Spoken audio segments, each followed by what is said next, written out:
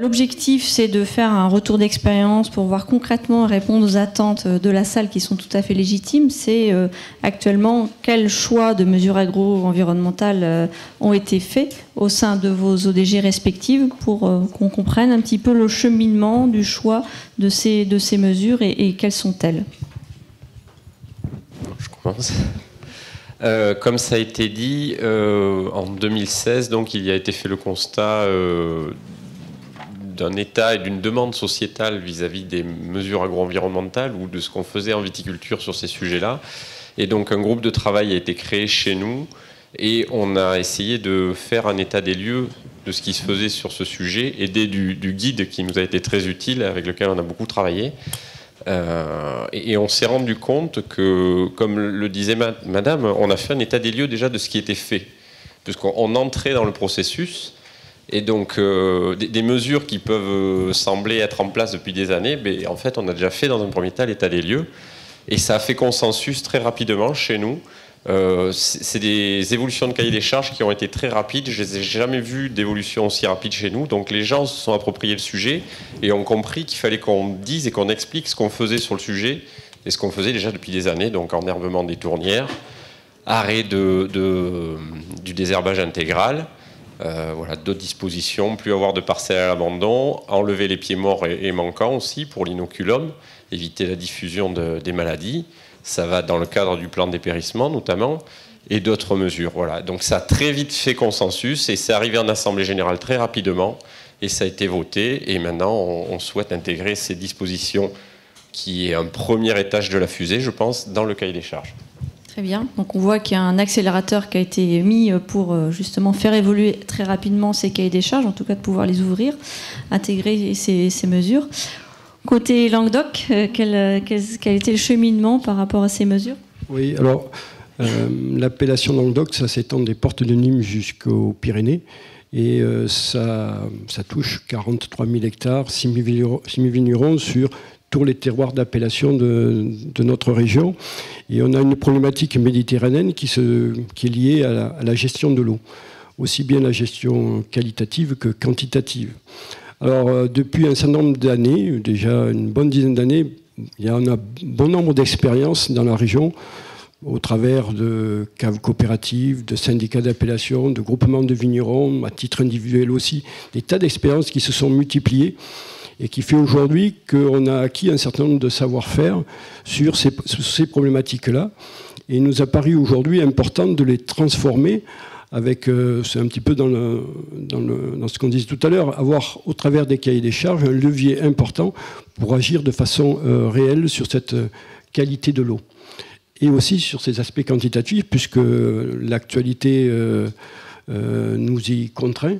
Et donc, on a un projet d'introduire dans nos cahiers des charges 3 éléments types, qui sont bien sûr des choses relativement classiques, mais qu'il faut qu'elles soient mises en place autour des tournières, autour du désherbage entre guillemets total, mais aussi de tout ce qui est entretien, entre guillemets, des éléments de biodiversité au travers des murets, au travers des talus, au travers des pourtours des parcelles, tout ce qui contribue à en fait, la biodiversité de la parcelle que l'on peut mesurer, et l'élément de l'eau est un élément de mesure, parce que les bonnes pratiques, elles se mesurent dans l'eau, et donc, quelque part, on a un juge de paix qui est ce qu'on va retrouver ou pas dans les eaux de ruissellement ou des forages, des captages, etc. Et c'est notre élément un petit peu cible. Alors, et puis, autour de ça, c'est les éléments liés au cahier des charges, mais aussi il y a tout un des éléments de travail sur nos pratiques culturelles pour améliorer aussi les capacités de rétention en eau du sol, puisque quelque part, le sol, c'est d'abord le premier réservoir d'eau, c'est celui qui va permettre d'alimenter la plante tout au long de l'année, et comment mieux gérer cette eau qui tombe du ciel à certains moments de l'année, et de façon à ce qu'elle soit de mieux en mieux disponible pour les plantes ensuite tout au long de l'année. Puis après, je prendrai autre chose. Merci. Donc on voit que l'approche est un petit peu différente. L'entrée est un peu différente de Bordeaux, où là on est plus sur la notion de contenu du sol, la gestion de l'eau. Et côté Costières de Nîmes, donc quelles ont été les réflexions pour l'introduction de mesures agro-environnementales ? Donc, pour la zone côtière de Nîmes, on a démarré la réflexion et la démarche en 2015, sous l'impulsion du président Enjolras. Et il faut savoir que sur la zone côtière, on a une problématique importante, c'est la pollution des nappes phréatiques, des zones de captage pour l'alimentation humaine, donc pollution pesticides, herbicides, nitrates. Donc c'est l'élément facilitateur, si j'ose dire, pour engager la démarche. Donc on a démarré ça en 2015 et on est allé rapidement sur des choses assez classiques, effectivement, puisqu'on a fait dans l'hiver 2015-2016 un sondage auprès de tous les vignerons. Donc on a eu un taux de retour relativement satisfaisant et on s'est rendu compte que 75% des vignerons répondants appliquaient par exemple le non-désherbage intégral, ce qui rend d'autant plus facile l'application à tous les vignerons de cette démarche. Au jour d'aujourd'hui, le point d'étape, donc on a déposé auprès de l'IANAO une demande de modification du cahier des charges sur 4 mesures, donc le non-désherbage intégral, la non-utilisation des paillages plastiques pour toutes les nouvelles plantations à partir de l'entrée en vigueur du nouveau cahier des charges. Donc pour nous c'est important parce que ça fait 10 ans qu'on travaille sur l'aspect paysager en Costière de Nîmes. Et le paillage plastique, ça a certainement des vertus, mais ça a un gros défaut, c'est que c'est vraiment une pollution visuelle très rapide. Au bout de quelques années, c'est une catastrophe. Voilà. Ça, c'est donc la deuxième démarche. Troisième démarche, c'est la limitation à 30 unités hectares par an d'engrais de synthèse, enfin d'engrais azotés de synthèse. Et la quatrième, les tournières. Alors, les tournières, chez nous, merci. Les tournières, chez nous, c'est présent dans le cahier des charges depuis très longtemps. Je vous avoue que je ne sais pas depuis quand. C'était noté en enherbement obligatoire des tournières. Donc là, on a demandé une légère modification de manière à ce qu'on ne puisse pas jouer sur les mots. Enherbement, on peut imaginer que ça veut dire qu'il faut obligatoirement semer. Voilà, donc là, nous, on se dirige vers un non-désherbage des tournières, donc avec de l'enherbement ou alors de la flore spontanée. Voilà les quatre modifications demandées à ce jour. Voilà. Donc c'est vrai que vous avez signalé qu'il y a certains cahiers des charges qui disposaient de quelques mesures agro-environnementales, donc c'est vrai qu'elles étaient assez rares et c'était plutôt autour de la thématique des tournières. Alors peut-être revenir un peu sur l'explication pourquoi on n'avait pas ces mesures initialement dans les cahiers des charges, pourquoi elles sont si rares actuellement, peut-être des éléments historiques de création des cahiers des charges, pourquoi on arrive, pourquoi avant on ne pouvait pas les intégrer, peut-être. Je peux faire une réponse très, très politique. C'est chaque fois que les cahiers des charges viennent des présentations par le DOG, pour différentes raisons, c'était une mesure au niveau notamment du ministère, puisque de l'INAO, je peux le dire, c'était bloqué. Donc voilà, parce qu'on considérait que ça n'avait pas un impact direct sur la définition du produit. Or aujourd'hui, on sait que nos pratiques, et surtout dans les produits d'appellation d'origine viticole, le sol est un élément important et nos pratiques ont un effet sur la qualité des produits. Et donc, voilà, tout se mêle aujourd'hui. Et donc, voilà, on a la possibilité aujourd'hui de faire ça. Et il faut rattraper le temps perdu. Très bien. Au niveau de Costière, vous avez cité la charte des paysages. Vous pouvez nous en dire 2 mots pour dire qu'en fait, vous ne partez pas de zéro. Vous avez déjà engagé des réflexions oui, effectivement, au niveau des Costières de Nîmes, existe depuis 2007 une charte paysagère, alors qui ne s'appelait que paysagère, et que nous avons aujourd'hui transformée en charte paysagère et environnementale. Voilà, donc c'est une charte qui avait pour objectif de préserver, de promouvoir, d'améliorer la situation paysagère du vignoble. Donc pêle-mêle comme ça, on a offert la possibilité aux vignerons de planter des haies composites. On avait déjà introduit une logique biocontrôle puisqu'on avait des actions. Alors ça a toujours été des actions ponctuelles. Il y avait une action pour améliorer et amplifier l'utilisation de la confusion sexuelle pour la lutte, dans le cadre de la lutte contre les vers de la grappe. Après, il y avait une aide de la part du CAUE départemental sur l'amélioration de l'accueil dans les exploitations, donc au niveau architectural à ce moment-là. Voilà, donc c'est une charte qui a été utilisée de manière relativement ponctuelle. Voilà. Et aujourd'hui, on l'a fait évoluer sur l'aspect environnemental. Mais qui était porté par le collectif, par l'ODG. Tout à fait, oui, tout à fait. Oui. Créé, imaginé et porté par l'ODG. Voilà. Donc je rebondis par rapport à ce volet collectif, puisque là on est sur des ODG, donc derrière c'est un groupement d'agriculteurs et un collectif. Et qu'est-ce qui fait que vous pouvez accompagner cette transition au niveau collectif, puisque là on ne parle pas de démarche individuelle à l'échelle d'une exploitation, mais vraiment collectivement. Quelles sont les actions pour accompagner concrètement tout un collectif adhérent à l'ODG? Peut-être Monsieur Rein. Je veux bien répondre, oui. Donc en parallèle de cette prise de conscience qui était faite début 2016, on a mis en place chez nous un poste à temps plein pour faire des diagnostics environnementaux et venir en synergie de l'offre proposée par l'interprofession d'un système de management environnemental, donc qui permet de faire un diagnostic et un point zéro de la situation de l'exploitation par rapport à un cahier des charges qui a une centaine de points de contrôle sur la problématique environnementale. Donc c'est quelque chose qui prend bien, c'est une personne à temps plein qui dynamise ça, et donc on essaye d'amener nos viticulteurs à la certification, puisque in fine on arrive à un niveau d'équivalence HVE3. Voilà. Donc là c'est bien un diagnostic à l'échelle de l'exploitation, mais qui est conduit dans le cadre de l'ODG. Tout à fait, en synergie avec le système de management environnemental porté par l'Interpro. Très bien. En Languedoc? En Languedoc, nous, concrètement, c'est l'embauche d'une personne à temps plein, Bruno, qui se trouve là, Bruno Loquet.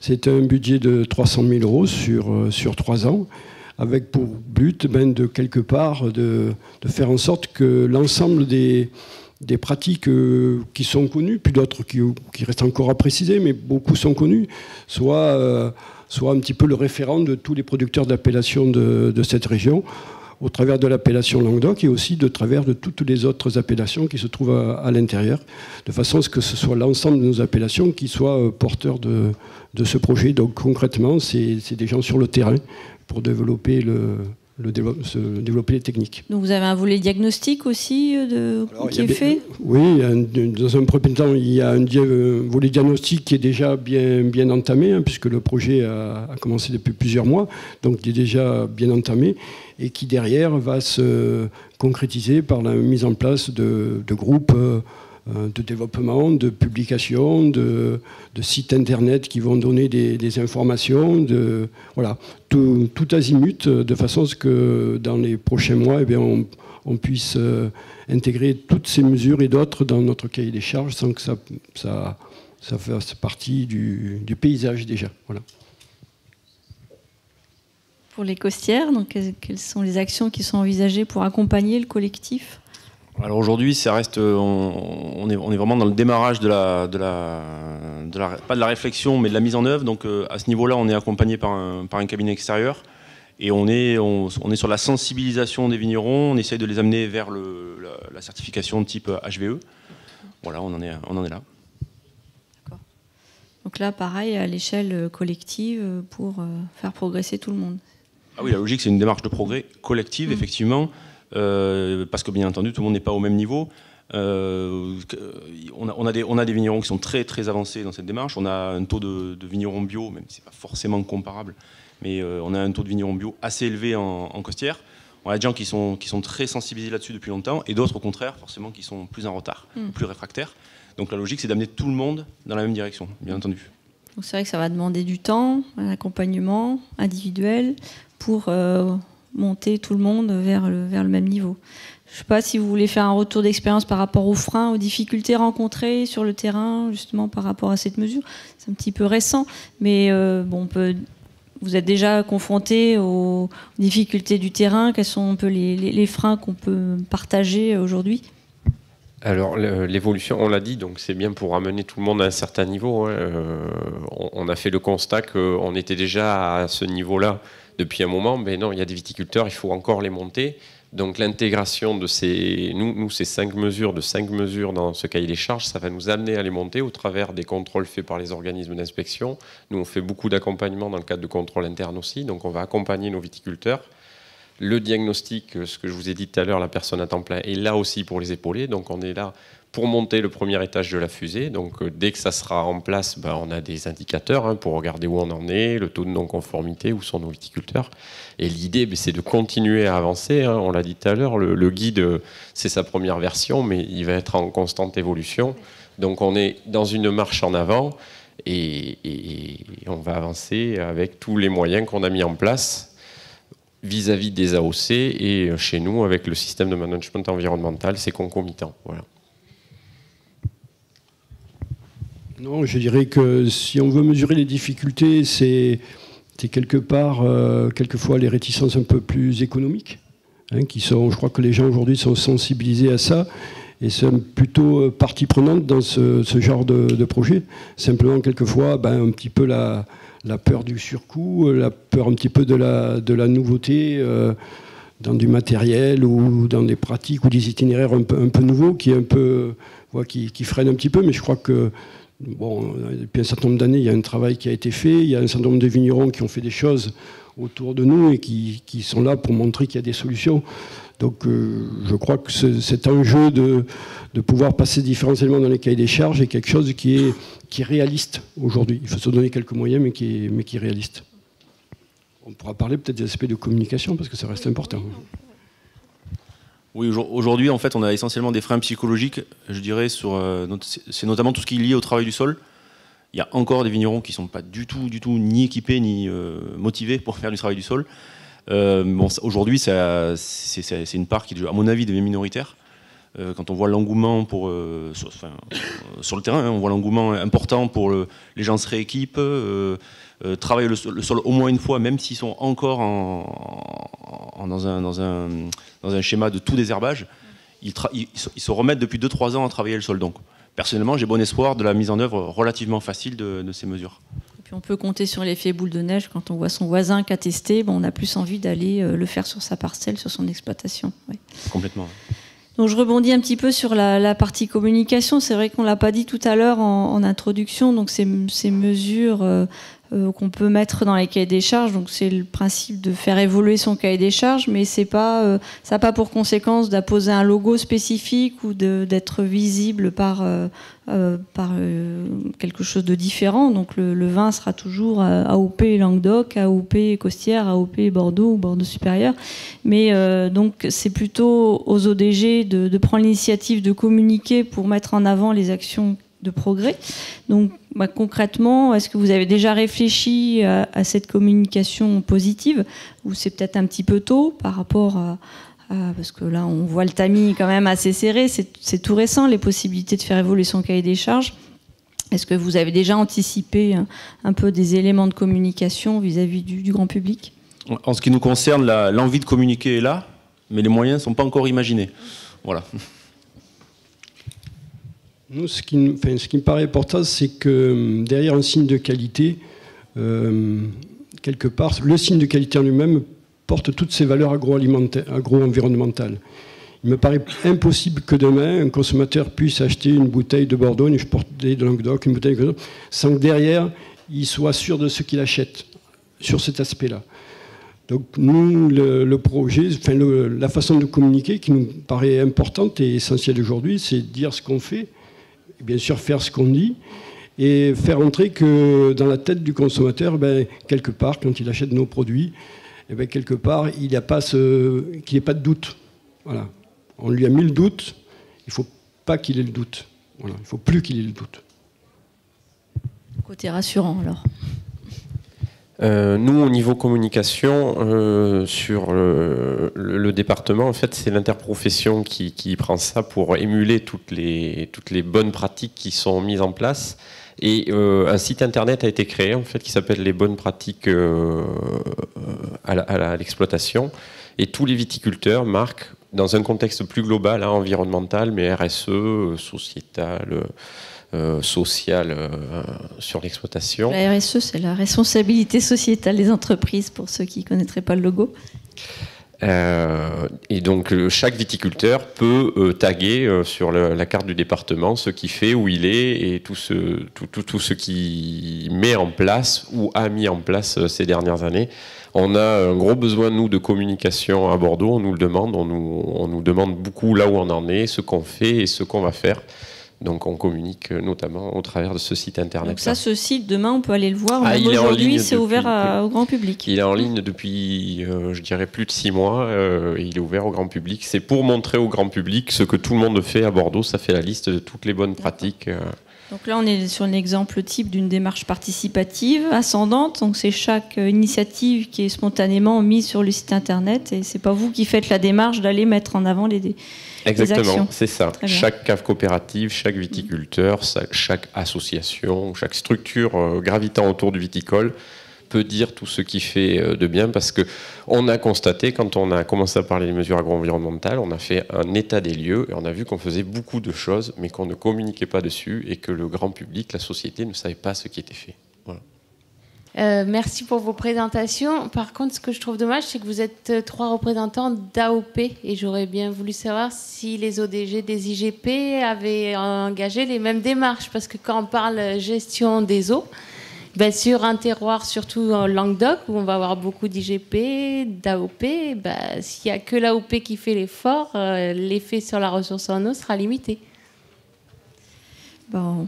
On peut répondre déjà par rapport à nous qui avons invité les ODG. Donc on a fait le choix de prendre ceux qui étaient le plus en avance sur les réflexions. Nous, on est là parce que collectivement, au sein des appellations d'origine contrôlée, au niveau français, il y a eu une volonté globale de faire avancer les choses et de se mettre en marche, entre guillemets. Et les 8 mesures sont un exemple type de fait. Sur les IGP, ils n'en sont pas globalement à ce niveau de réflexion.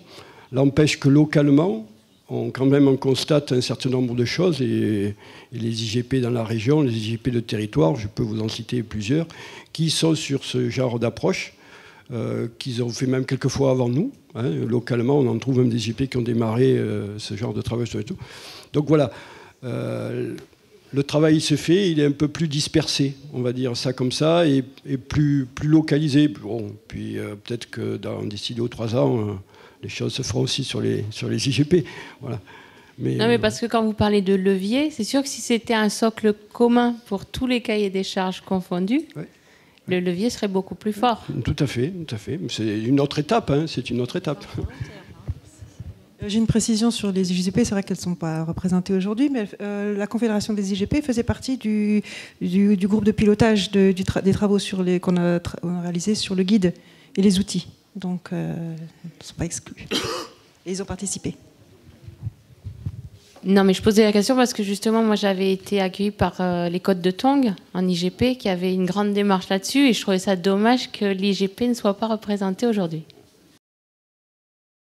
L'élément de motivation reste l'élément fondamental.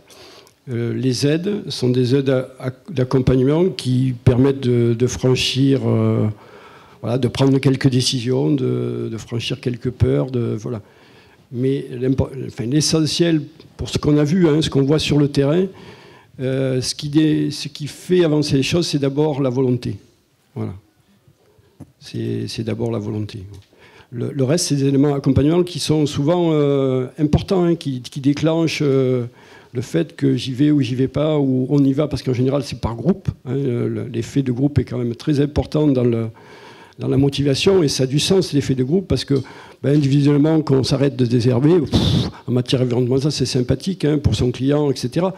Mais bon, c'est l'effet de masse en matière de surface qui a un rôle important. Donc les effets de groupe sont à privilégier. Et si on est là, c'est parce qu'on est convaincu que ça.